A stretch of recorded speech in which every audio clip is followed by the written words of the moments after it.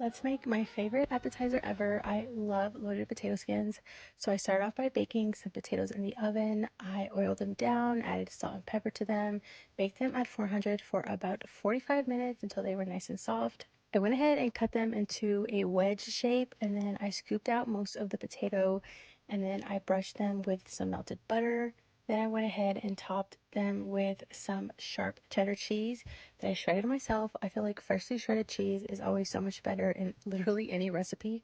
So I went ahead and made sure I got a generous amount on all of the potatoes, and then I topped them with some bacon. This is actually beef bacon. It was my first time ever buying it.